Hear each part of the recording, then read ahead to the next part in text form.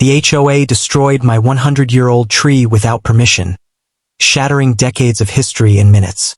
But this isn't just about a tree.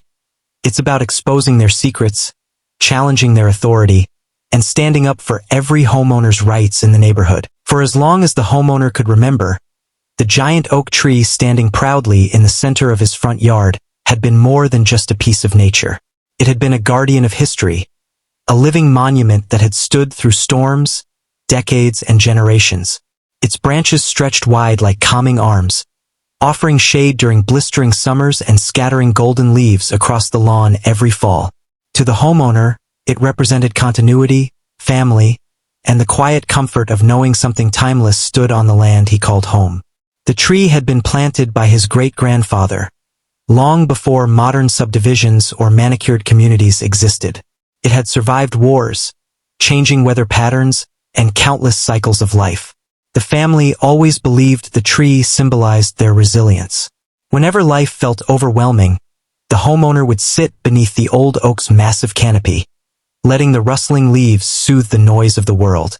It was a grounding force, the last remaining relic of a simpler past. When he bought the home from his parents several years earlier, he made sure the deed clearly included ownership of the tree and the land surrounding it. Even as the HOA for the neighborhood expanded its list of regulations and reinforced its power over the smallest details of homeowners' lives, he never imagined the tree would become a target. After all, it had been standing long before the HOA was even created. To him, it was untouchable. The HOA, however, had recently undergone a shift in leadership. A new board, obsessed with aesthetics, uniformity, and aggressive enforcement, had taken control. They believed pristine lawns, identical paint colors, and symmetrical streets created the perfect community image. Anything deemed irregular was seen as a threat to their vision. And while the homeowner understood that some regulations helped maintain order, the new board's approach often felt intrusive, even unreasonable. Still, he kept to himself. He wasn't the type to stir conflict. His life revolved around work, maintaining his property, and cherishing his quiet routines. He paid his dues on time, kept his home well-maintained, and never argued with any of the board members.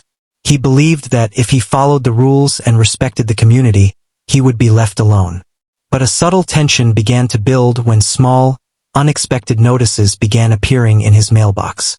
Some warned about excessive natural debris, even though fallen leaves were part of nature and he cleaned them weekly. Others reminded him about tree maintenance expectations, though he had a certified arborist inspect the oak every year. Each letter felt like a message, a warning that his tree had drawn unwanted attention. For months, he dismissed the notices, assuming they were automated or the result of overzealous board members. He continued caring for the tree, watering it, checking for disease, and making sure it remained healthy. There was never a sign that the oak posed any danger. No leaning trunk, no dead branches, no risk to the public. It was thriving. Yet the new HOA board didn't see a majestic piece of history. They saw an obstacle, a large, asymmetrical visual distraction that stood out among the uniform rows of trimmed ornamental shrubs the community was trying to adopt. A massive tree they couldn't control, prune, or regulate without the homeowner's consent. Their disapproval became increasingly clear during the seasonal inspections. Board members would linger in front of the property longer than necessary. They'd point at the tree, whisper among themselves, and scribble aggressively onto clipboards.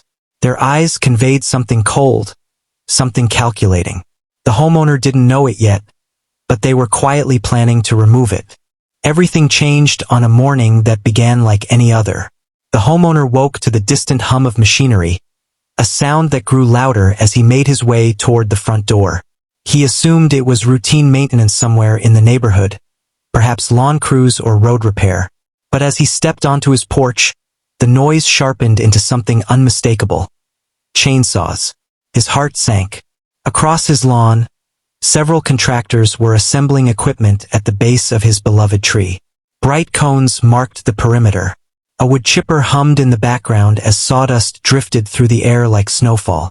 Workers tugged at ropes and tested the tension, preparing to cut into the trunk.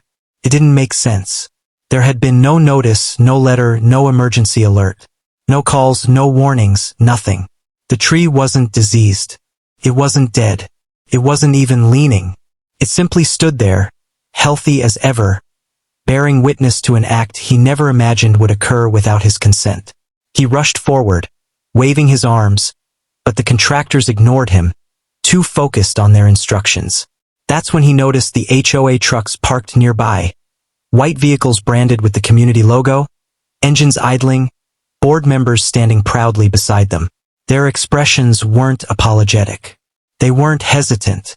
They were decisive, confident in what they were doing. Something inside him tightened, something heavy and painful. It felt like betrayal, like someone tearing away the last piece of family history he possessed.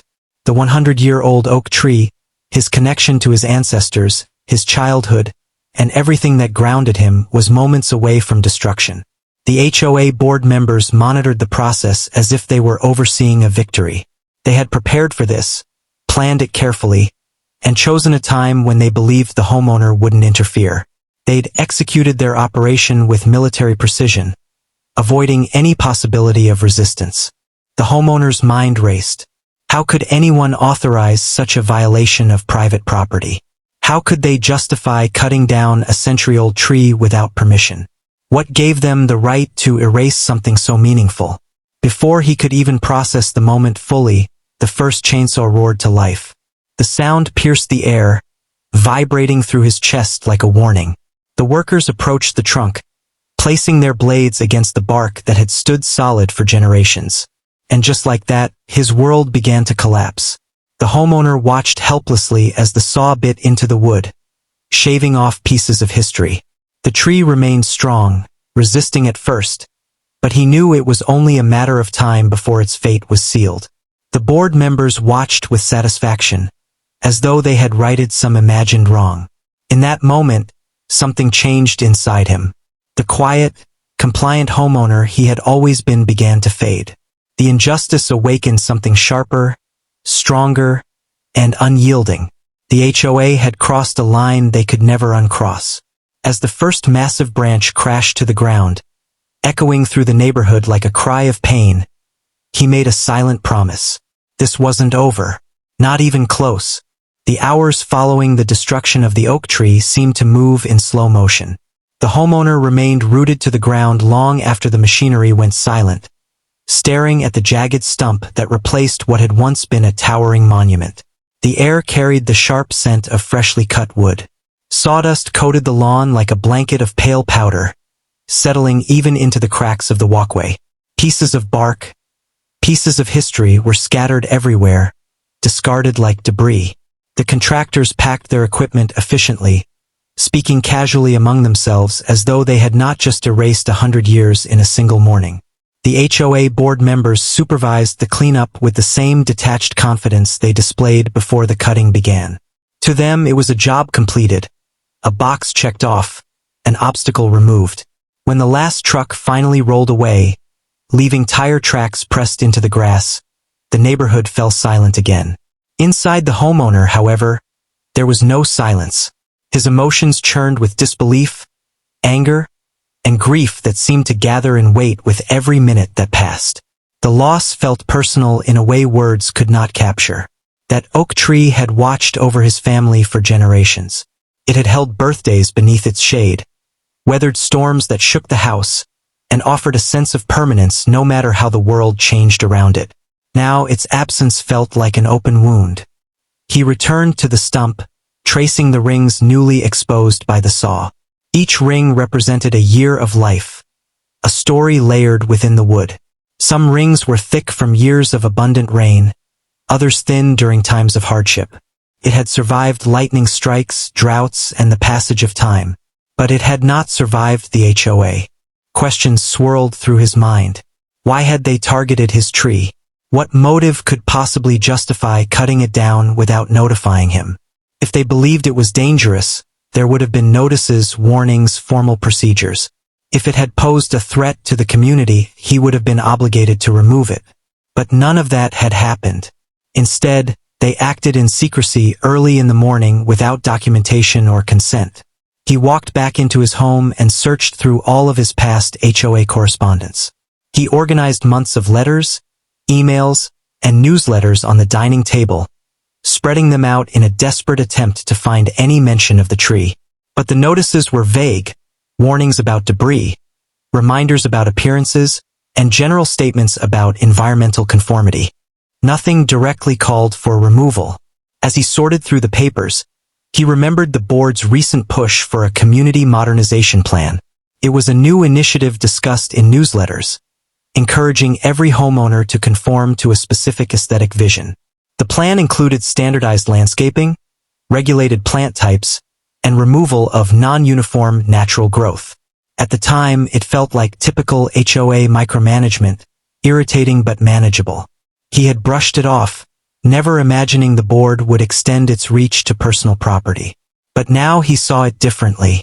His tree, massive and impossible to standardize, had become a symbol of what the new board wanted to eliminate.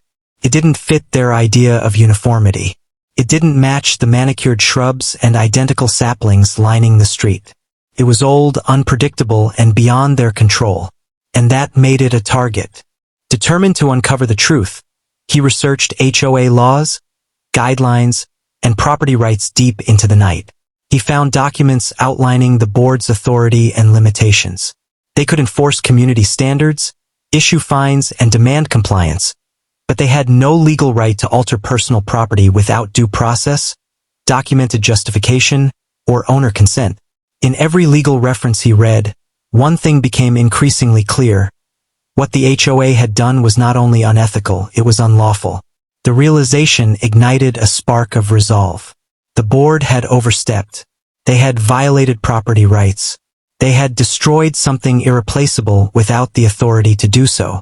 This was no longer just about a tree. It was about accountability. The next morning, he stepped outside and noticed something new. Neighbors stood on sidewalks, pretending not to stare. Some offered sympathetic glances. Others avoided eye contact, unwilling to get involved. But every person knew what had happened. Word traveled fast in communities where HOAs ruled with strict oversight. As he inspected the stump once again, he noticed a small marker placed beside it. A laminated sign bearing the HOA logo.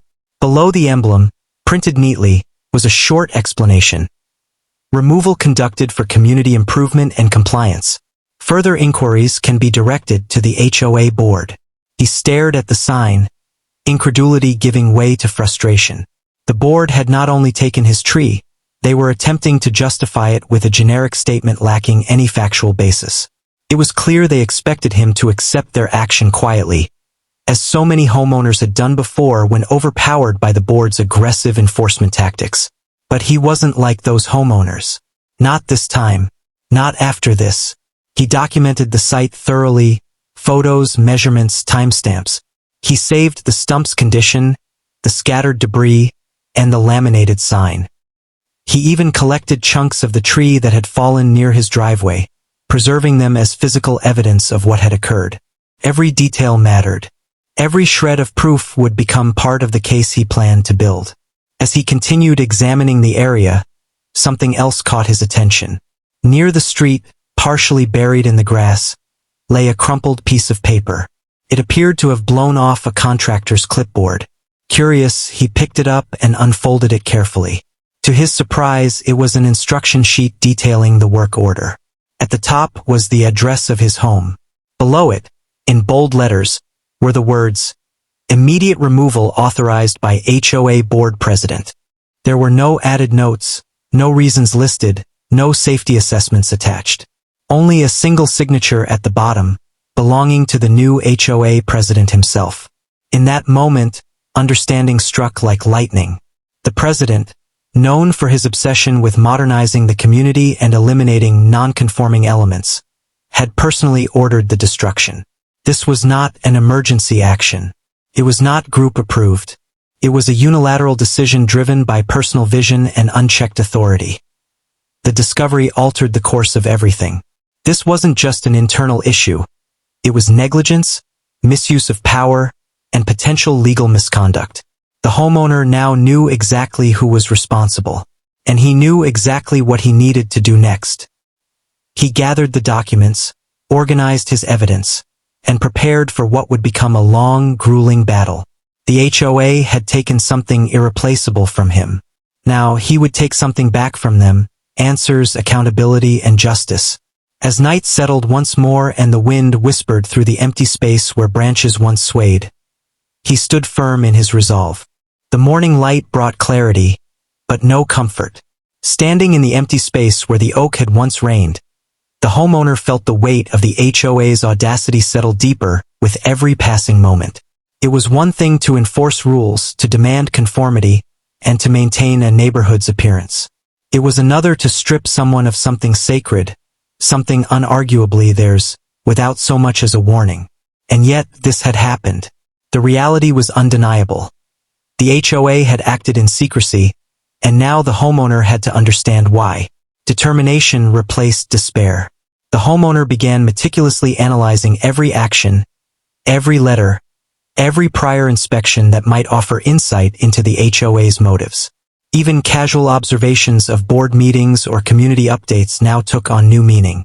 What had once seemed like minor bureaucracy now appeared as part of a deliberate, calculated effort to assert power over residents' personal lives.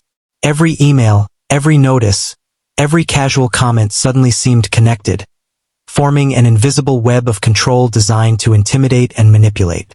Using public records, the homeowner traced the history of the HOA board and its members. The new president had taken office only a few months prior, yet his fingerprints were all over recent decisions. Many past complaints about non-compliant properties coincided with his leadership. Properties had been fined, flower beds uprooted, small fences removed, and color violations enforced more aggressively than ever. The pattern was clear. The president wielded authority selectively, targeting residents who either valued independence or resisted minor demands. The oak tree had simply become the latest symbol of defiance. Further investigation revealed that the HOA had begun a neighborhood beautification initiative, touted publicly as an effort to modernize the community and increase property values. Promotional flyers encouraged residents to prune, remove, or replace natural landscaping with standardized options. But a deeper look into meeting minutes, leaked online from prior discussions, suggested a different story. The initiative seemed less about aesthetics and more about asserting the president's personal vision. He had grown increasingly obsessed with uniformity, to the point of eliminating anything that disrupted the symmetry of the streetscape. In other words, the oak tree had been a victim of ambition and ego, not safety. Feeling a surge of indignation, the homeowner decided to confront the board's lack of accountability systematically. Every interaction with the HOA going forward would be backed by evidence, documentation, and a clear legal understanding of rights. Emails were archived, photographs cataloged, and notes written in chronological order. Even seemingly trivial details like the position of trucks, the number of contractors present, and the timing of notices were recorded. Each piece of information represented a potential thread to unravel the board's reasoning, exposing the truth behind their secretive actions.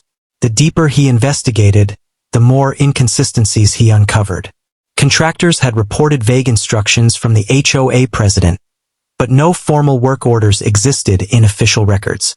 Emails referenced safety concerns, yet there were no reports from certified arborists. Board meeting minutes were carefully worded to avoid any direct reference to the oak tree. It became increasingly apparent that the removal was intentionally undocumented. They had chosen secrecy over procedure because transparency might have led to objections, resistance, or legal complications.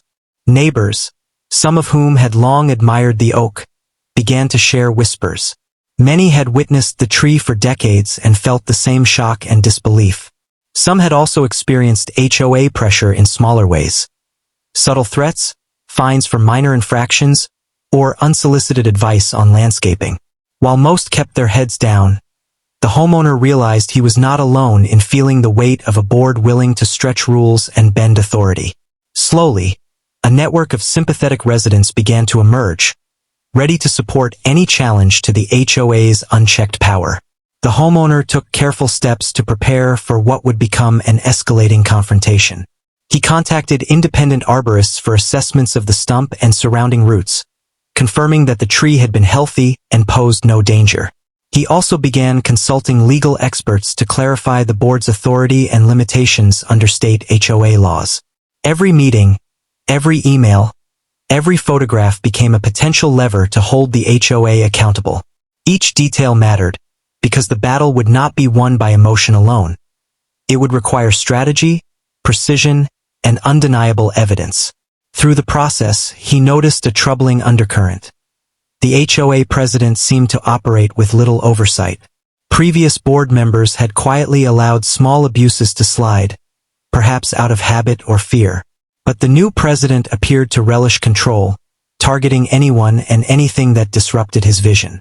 It became clear that the tree's removal was not an isolated act but part of a larger pattern. Consolidating power, asserting authority, and sending a message to the community that dissent would not be tolerated. The homeowner also discovered financial records that hinted at another potential motive. Funds allocated for community landscaping had ballooned under the president's term. Contractors had been paid significant sums for removal and replacement projects, many of which seemed unnecessary. The oak tree's destruction may have been a calculated move to funnel resources into projects the board controlled, projects that benefited their personal vision more than the neighborhood itself. Each piece of this puzzle added weight to the homeowner's determination to take action. As the week unfolded, the homeowner began creating a timeline, a precise reconstruction of events leading up to the removal. Each notice, each inspection delay, and each interaction with the board was cataloged. The aim was clear: to expose the chain of decisions that led to the destruction of a tree that had endured a century, and to highlight how unchecked authority could erase history and violate property rights.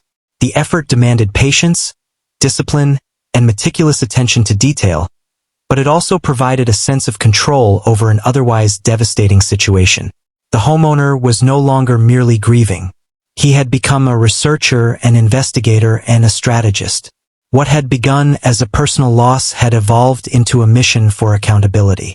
The HOA's hidden motives were coming into focus, revealing a leadership driven by ego, ambition, and selective enforcement.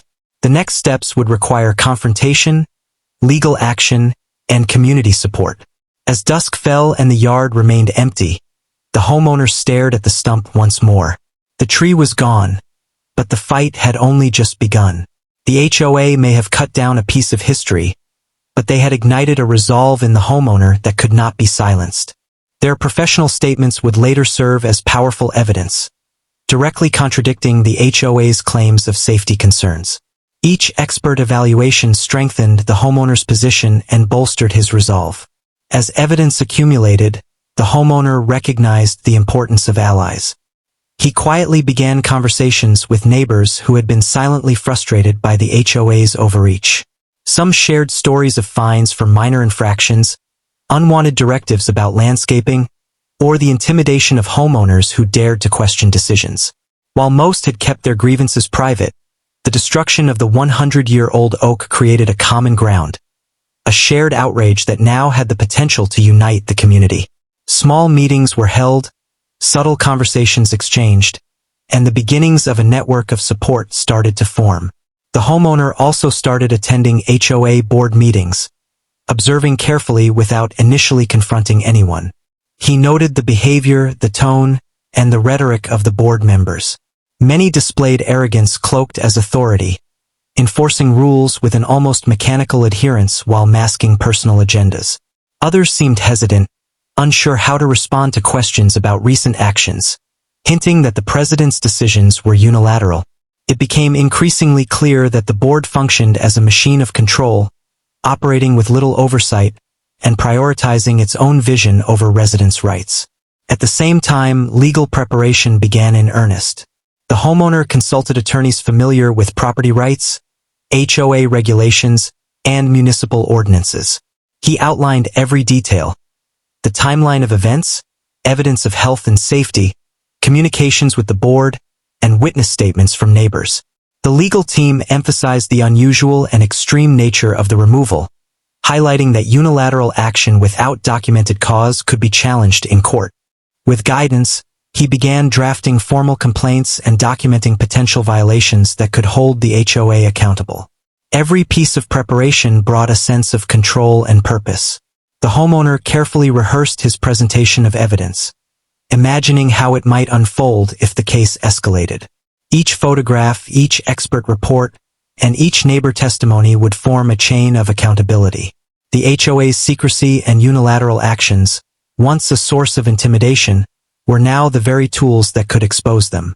The homeowner realized that evidence, not anger, would win this battle. Community engagement became another vital component. Flyers explaining property rights, HOA authority limits, and the importance of documenting actions were subtly distributed to neighbors. Small gatherings encouraged open discussion about shared frustrations. Many residents, previously silent, began speaking out. The destruction of the oak tree had shifted perception. The HOA's power, once absolute and unquestioned, now seemed vulnerable. People who had previously felt isolated realized that the homeowner was leading a charge for fairness, and that collective action could make a real difference. While preparing his case, the homeowner also investigated potential ulterior motives behind the removal. Financial records suggested that funds had been allocated for unnecessary landscaping, contracts, and tree removal projects. Some contractors appeared repeatedly in these transactions, hinting at favoritism or even kickbacks. The destruction of the oak tree now seemed part of a larger agenda, consolidating influence, channeling funds, and enforcing conformity while prioritizing personal gain. Each new discovery made it painfully clear that the HOA's actions were not only unethical but potentially exploitative. The homeowner's grief had transformed into strategy. The oak tree's absence left a visible scar on the property, but it had also become a symbol of the fight to come. The homeowner now possessed evidence, expert testimony, and a growing network of allies, positioning him to confront the HOA directly. The battle had shifted from reaction to initiative, from anger to carefully calculated action. The neighborhood, once dominated by fear of the HOA's authority, began to stir. Conversations spread quietly, subtly, like ripples across a pond. Residents started questioning rules, challenging decisions, and documenting irregularities of their own. The homeowner's resolve inspired others, creating momentum that the HOA could not easily suppress. The oak tree may have been gone, but its legacy, the awakening of resistance, was just beginning. And as the sun set over the now empty yard, the homeowner looked at the jagged stump, a renewed determination settling in his chest. The fight was far from over, and the HOA had no idea what was coming next. The morning of the scheduled HOA board meeting arrived with a sense of tension that stretched across the neighborhood. What had once been a place of casual governance now felt like a battleground. The homeowner arrived early, carrying meticulously organized evidence, copies of expert reports, and detailed notes outlining the board's actions. Every item, every photograph, and every document had been arranged to tell a clear story.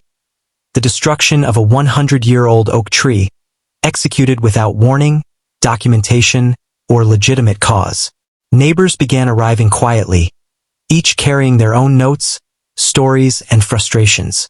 What had been isolated grievances became a collective force as more homeowners arrived to support the fight for accountability. The board members, who had previously ruled with a mixture of authority and intimidation, now faced a crowd quietly brimming with concern and anticipation. The shift in atmosphere was palpable. The room that once projected control now trembled under scrutiny. The homeowner methodically presented his case, laying out the timeline of events, the lack of notices, and the health of the tree. Photographs documented the destruction, expert assessments confirmed its vitality, and legal interpretations emphasized the board's overreach. Each point was clear, concise, and irrefutable. He spoke not with anger but with authority, allowing the evidence to speak louder than words ever could. The HOA had acted as judge, jury, and executor, and it was time to show the consequences of those decisions. Board members attempted to interject, offering vague explanations about safety, aesthetic standards, and policy compliance. Their statements, however, were immediately contradicted by documentation in the homeowner's hands. Emails, letters, and independent reports revealed inconsistencies, misrepresentations, and outright false claims. The president's unilateral decision-making was laid bare, exposing the lack of oversight and the selective enforcement of rules. Even the most loyal board members struggled to defend the removal without contradicting records, creating an uneasy silence that spread through the room. Neighbors spoke up cautiously, sharing observations that corroborated the homeowner's claims. Stories of minor fines, enforced landscaping adjustments, and previous overreaches painted a clear picture. The HOA's actions were part of a pattern, not an isolated incident. The collective weight of community testimony transformed what had been a personal grievance into a broader indictment of the board's conduct. The room, once a chamber of authority, became a forum of accountability. Evidence of financial irregularities further undermined the board's credibility. Records of expenditures on unnecessary tree removals, landscaping contracts, and favored contractors demonstrated potential misuse of HOA funds. It became apparent that the president had leveraged authority for personal vision and perhaps even gain, rather than adhering to community welfare. Each revelation chipped away at the facade of competence and fairness that the board had carefully maintained. Throughout the meeting, the homeowner maintained composure, allowing facts to guide the narrative. While emotions simmered beneath the surface, clarity prevailed. Every argument, every assertion, and every defense from the board was met with documented evidence, legal guidance, and corroborated testimony. The narrative was undeniable. A century-old oak had been destroyed, rules had been broken, and authority had been abused. By late afternoon, the meeting concluded with an official acknowledgement of the issues. The HOA president's decisions were questioned formally, and the board was placed on notice regarding procedural violations. Steps were outlined for remedial action: compensation for damages, review of unilateral decision-making processes, and implementation of stricter oversight to prevent future abuse. While the homeowner's victory was not yet complete, the first cracks in the board's authority had appeared. The impact on the neighborhood was immediate. Conversations shifted from private grievances to collective action. Homeowners who had long accepted HOA authority began documenting their own interactions, questioning directives, and asserting rights. The removal of the oak tree, once seen as an isolated act of compliance enforcement, had ignited a movement that encouraged transparency, accountability, and community vigilance. For the homeowner, the satisfaction was tempered by reflection. The battle had begun with a single tree, but it had grown into a larger struggle for fairness and integrity. The process had tested patience, resilience, and determination. He recognized that the tree itself could not be restored, but the principles it represented, history, family legacy, and the right to one's property, could now be defended. By evening, the homeowner returned to the yard, staring at the stump that had sparked a revolution of sorts. The sunlight, low on the horizon, cast long shadows across the flattened earth. Each shadow seemed to mark the steps already taken and the battles yet to come. He knew the HOA would not give up easily, but now the community and the law were aligned in support. The scales of power, once tipped overwhelmingly toward the board, were finally beginning to balance. That night, documents were organized, emails were drafted, and evidence was double-checked. Plans were made to ensure ongoing oversight of HOA actions. The homeowner had transformed from a grieving resident into a strategist, a community advocate, and a voice that demanded justice. The oak tree's memory had become the foundation for a movement of accountability, and every action moving forward would honor its legacy. And as the quiet settled over the neighborhood once more, a sense of cautious optimism prevailed. The tree had been lost, but its story had sparked change that could not be reversed. The fight had entered its final phase, one that promised to reshape the balance of authority, enforce accountability, and ensure that no other homeowner would face such an unprovoked loss without consequence. The homeowner, who had once felt isolated and powerless, became a recognized figure of leadership. His careful documentation, calm yet firm confrontation, and strategic approach had turned a personal grievance into a catalyst for community reform. What began as the removal of a single tree had become a broader fight for fairness, transparency, and respect for property rights. The oak tree's legacy lived on, not in its branches, but in the awareness and empowerment it had inspired. With time, the yard itself began to heal.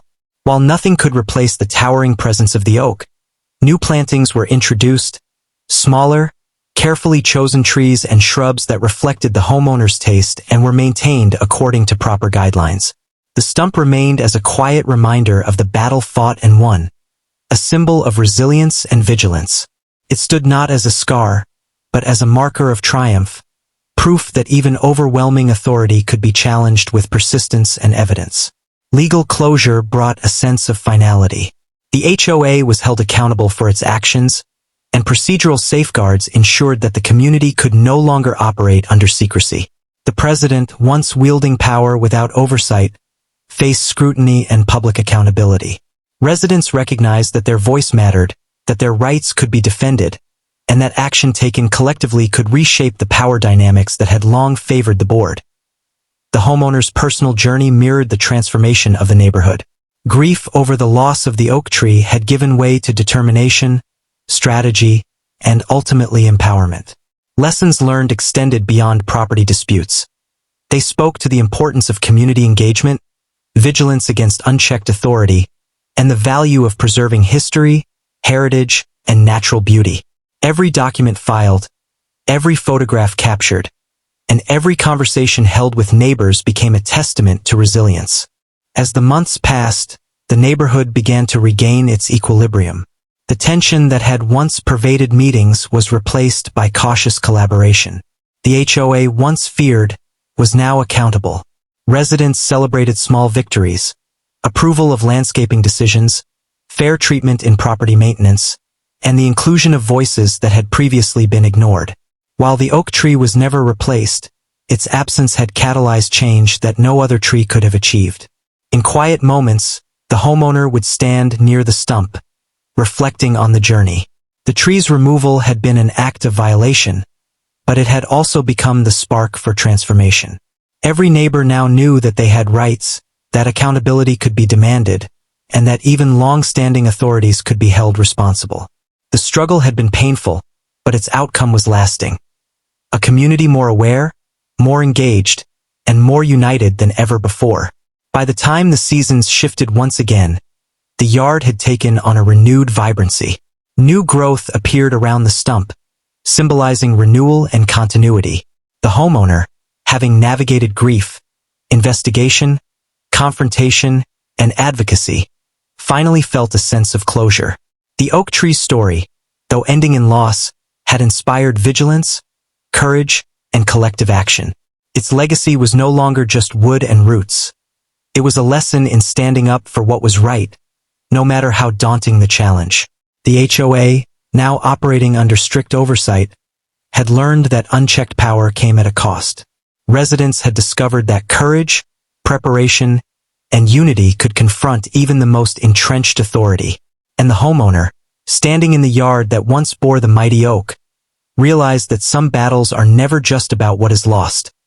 They are about what is preserved, defended, and transformed in the process.